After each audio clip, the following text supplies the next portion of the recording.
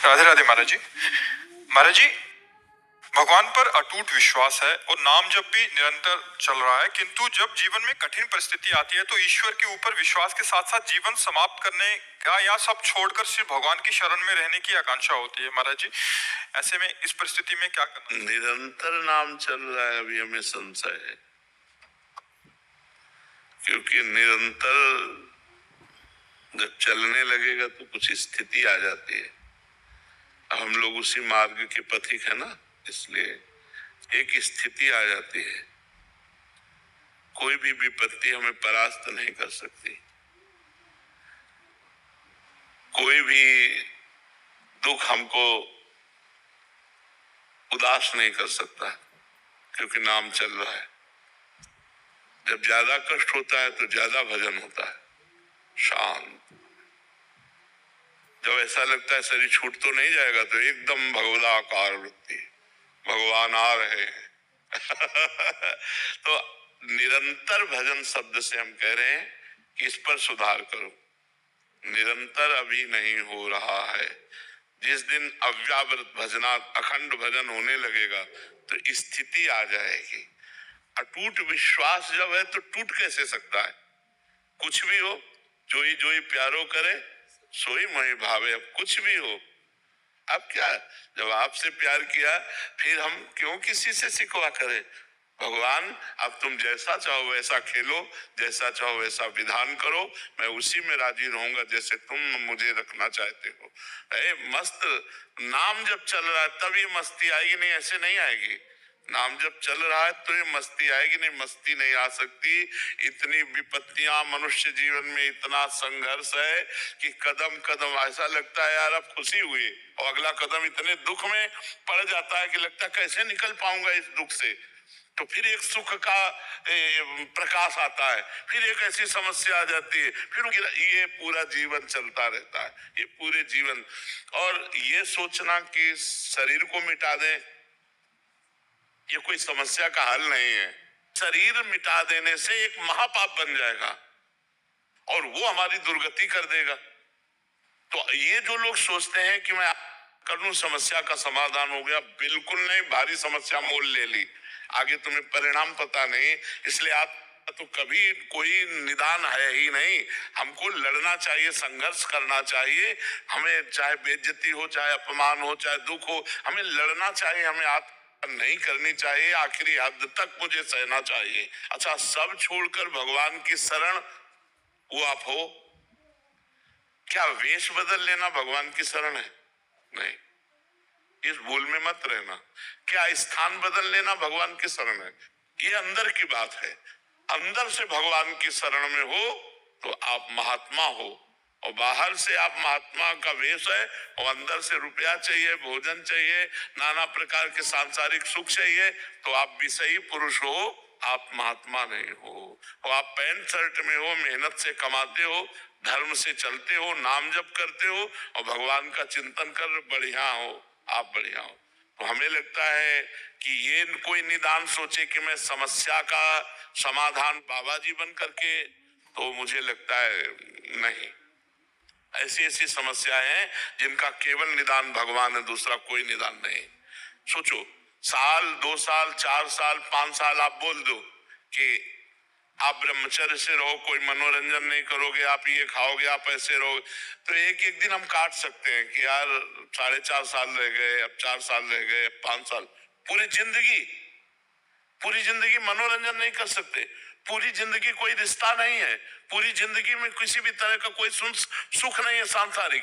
आप जरा थोड़ा विचार करके डालिए आप इस बात पर। आप विचार करो, क्या साधु का जीवन है? क्या साधु का जीवन? ना कोई मनोरंजन, ना कोई व्यवहार, ना कोई रिश्ता, ना कोई संबंध। साधु का जीवन ऐसा जीवन नहीं है। बहुत खतरनाक जीवन, बहुत खतरनाक जीवन। ये न सोचो कि बहुत आनंद में जीवन कटता है, बहुत कष्ट में जीवन कटता है सच्ची साधुता के लिए। और जो निकल गया सो मुक्त हो गया, और नहीं फिसल गया तो फिर आओ नया जन्म, फिर साधना करो, फिर भजन करो।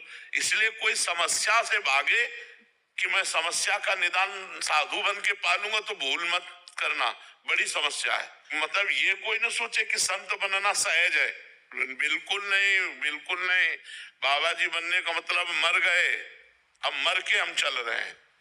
जीवित मर जाए उलट आप में समाये यही दिलगिरी है। मरा हुआ पुरुष महात्मा होता है, जिसका मन मरा, जिसकी इंद्रियां मरी, जिसकी कुछ नहीं चाहिए, जाए न चाहिए कबहू कछु तुम संसाज सने। तो ये दोनों बातें आप कर लेना या समस्या में फंसकर बाबा जी बन जाना, ये दोनों बातें समाधान नहीं है। समस्या से लड़ना समाधान है, और वो आप तभी लड़ सकते हैं जब आपका भगवान का भरोसा दृढ़ होगा और नाम जप करोगे तो कोई न कोई रास्ता भगवान ऐसा निकाल देंगे जिससे आप समस्या से बच जाएंगे। नहीं तो समस्याएं पीस डालती है, अंदर ही अंदर खोखला कर देती है, आदमी चिंतन से परेशान हो जाता है, और जब परेशान हो जाता है तो उसे एक ही रास्ता नजर आता है, और वो रास्ता है नहीं, वो और परेशानी पैदा कर देगा अगले जन्म में जा करके। इसलिए नाम जप करो और सहन करो और लड़ना सीखो। हमको विपत्ति दुख संघर्ष करना पड़ेगा, हमको लड़ना पड़ेगा, इनसे विजय प्राप्त करना पड़ेगा। हार जाऊं तो भी लड़ना पड़ेगा, हमारे पास कोई रास्ता नहीं है, हमको इन दुख और विपत्तियों से लड़कर पार होना ही है। जी हमें लगता है कि कोई ऐसा साधन मिल जाए जिससे तुरंत झट से हमारे दुख दूर हो जाएं।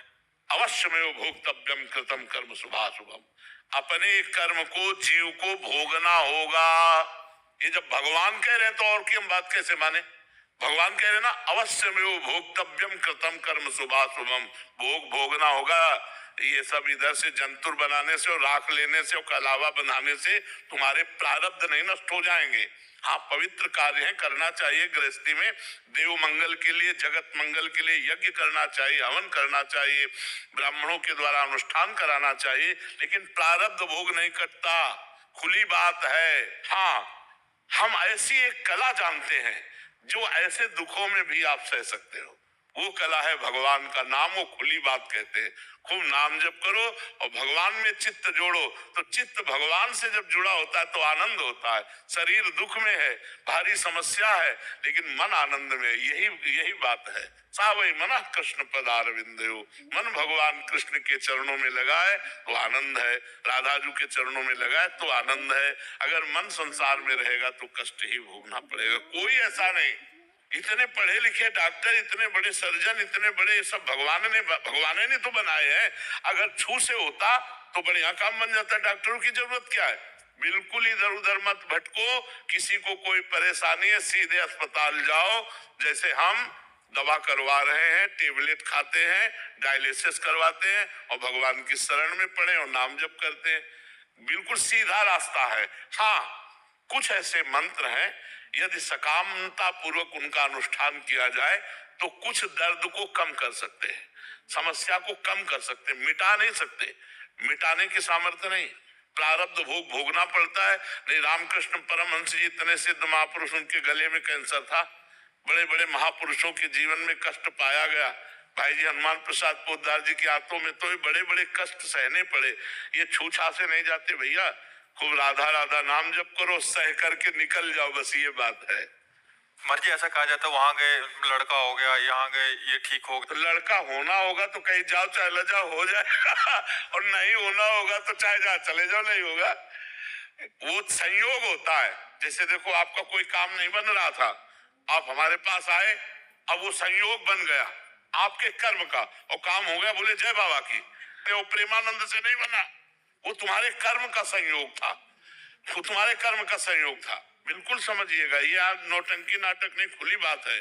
आपका कर्म आपको सहयोग दिया तो आपका काम बन गया, आपका कर्म आपको सहयोग नहीं देगा तो काम नहीं बनेगा। एक हमारे जीवन की धारा है, उसमें दुख सुख दोनों किनारे हैं। हमारा जीवन इसमें होता हुआ जाएगा, कभी सुख कभी दुख, कभी सुख कभी दुख, ऐसा चलता रहेगा।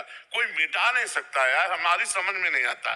तो महात्माओं के पास क्यों जाना चाहिए महाराज जी? सुकृत बढ़ते हैं, बुद्धि शुद्ध होती है, प्रारब्ध को सहने की सामर्थ्य आती है, आगामी हमारे जो कर्म है वो सुधर जाते हैं, पीछे के जो कर्म है वो भस्म हो जाते हैं, प्रारब्ध भोगने की सामर्थ्य आती है। हमें तो लगता है हमारी मनोकामना पूरी हो जाएगी, चलो चलते हैं एक बार तो, क्योंकि हर कोई प्रार्थना तो करता ही है महाराज जी, 100 में से 50 तो करते होंगे हाँ मैं पास हो जाऊं। तो ये कर्म है कि नहीं है?